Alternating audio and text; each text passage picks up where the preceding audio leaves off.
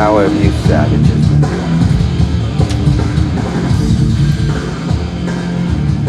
Well, let me tell you how I've been doing. No, I haven't done anything new. I wrote a bunch of new stuff for TCOE, which will be wrapping up soon.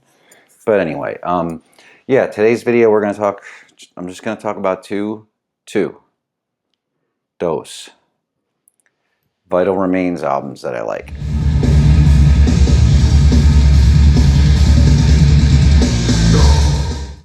And why I like them.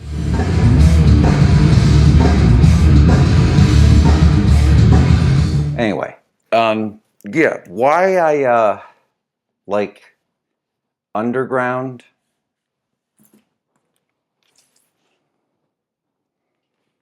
and Into Cold Darkness, which I'll show both of those LPs. The first one I'm going to talk about is Into Cold Darkness. Yeah, Keeler, the singer of Keeper of Decay. Back then we were called Emptiness. This is like the original, like master from the studio. We used to be called Emptiness. But anyway, when we used to drive around back in the 95, 96, he used to always play this album. Anyway, so, and then we got the opportunity to see them in New York. I think it was 98 because Corchado was in Incantation and Vital Remains was opening, and it was like a early show. It was an early show. It was, I think the place was called the Batcave. I could be wrong, but it was almost like a matinee show. I remember it was daylight, and Vital Remains showed up kind of late, and they had to get right on stage and play. And I just remember the singer.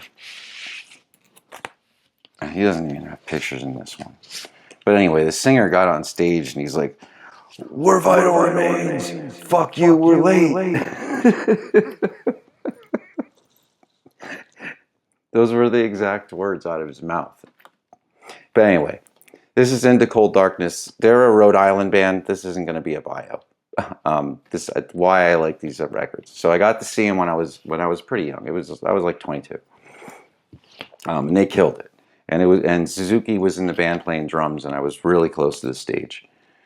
And they were playing underground stuff too.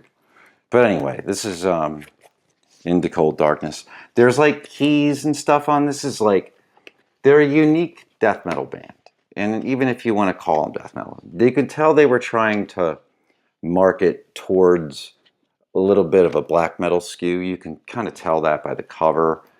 And they're, Into Cold Darkness, like the songs of like, Under a Moon's Fog, like stuff like this is very mid-90s, early black metal titles. This is what you get. You do get lyrics with this. None of this is like cool early presses. There's no pictures in this one. There are pictures in Underground, which is the follow-up. This is 95. Did I say that? I did take a couple samples from that.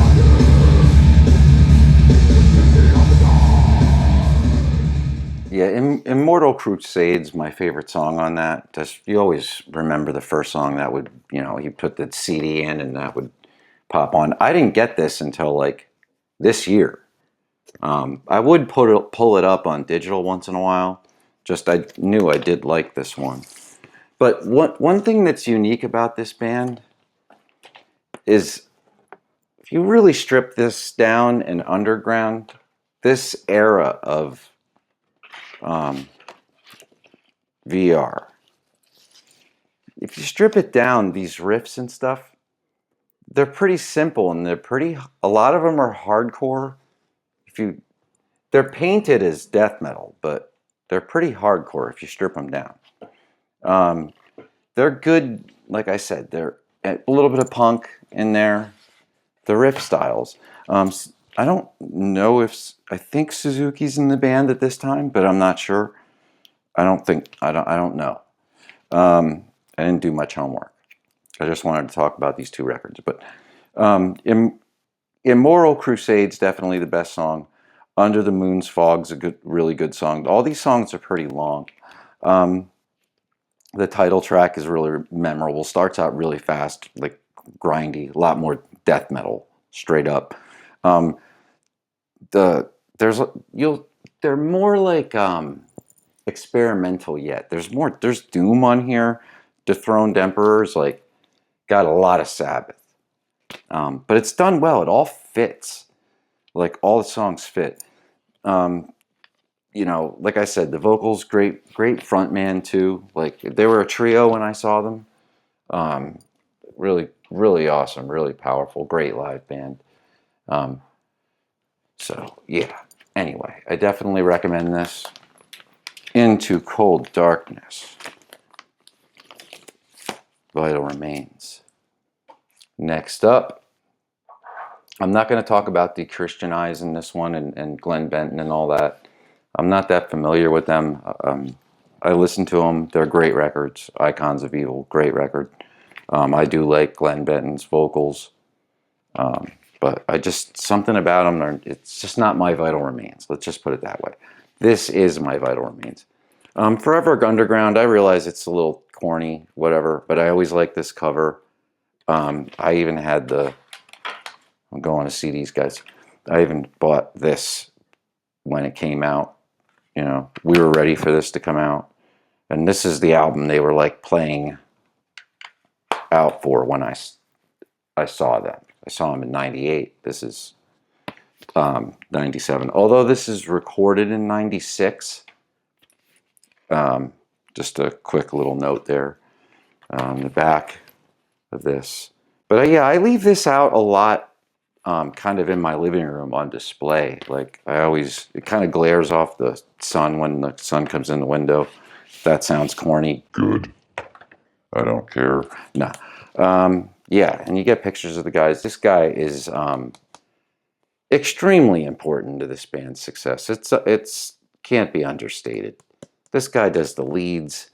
The drumming is so identifiable.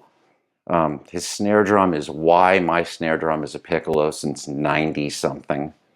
I just love the way it sounds.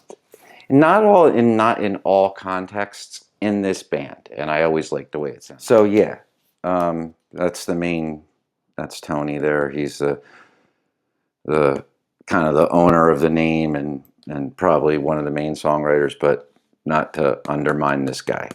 Playing drums and doing all the guitar solos are incredible, especially going forward. And this is the guy that came out that I said was really good frontman. Yeah. This album, the first song on it, Forever Underground, has this build in it.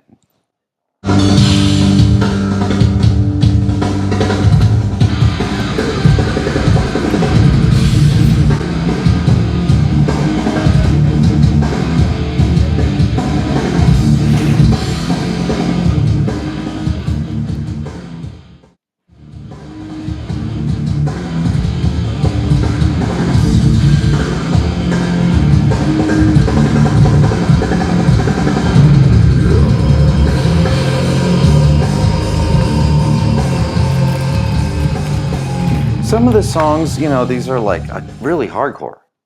Like, you just approach differently. Battleground's a great song. I Am God. Farewell to the Messiah is just like I don't even know, really, I don't get the context. I don't see it helping the album, but it's just an instrumental, but it's not a band. Eastern Journey is a great song.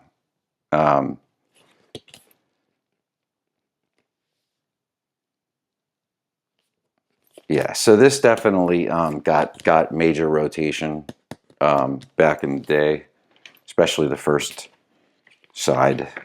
Actually, to be quite honest with you, I didn't get that familiar with side B until I bought the LP.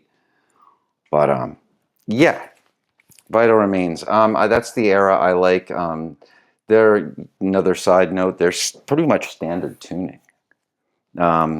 E flat, and I think they kept that throughout their career. So they're kind of like Deicide in that regard, meaning their guitars are in a higher register. They never drop tuned. Yeah, it just kind of gives them their own sound. The drums on those two albums have their own kind of identity. You can really hear the snare stuff in it. It's the minutia that gives the album its identity, and also it's a little brighter of an album as far as the way it's mastered and mixed and stuff. It's doesn't have a whole lot of bottom end. It's got a lot of mids and tops. In fact, it's the one record where I completely adjust my stereo to listen to it, just so that it has a little bit more ass to it. But it sounds great, and like I said, it has its just own identity. Those two records, and they use keys successfully and tasteful. A lot of times in bridges and stuff. It's really cool, and like I said, identifiable drumming coming from Suzuki. The way he has his drums sound on albums, and the way he approaches each riff as its own thing. So anyway, that was long-winded enough, 11 minutes. So check out those Vital Remains records if you need something to cleanse your palate. Yeah, so Vital Remains, always. Shallow 666.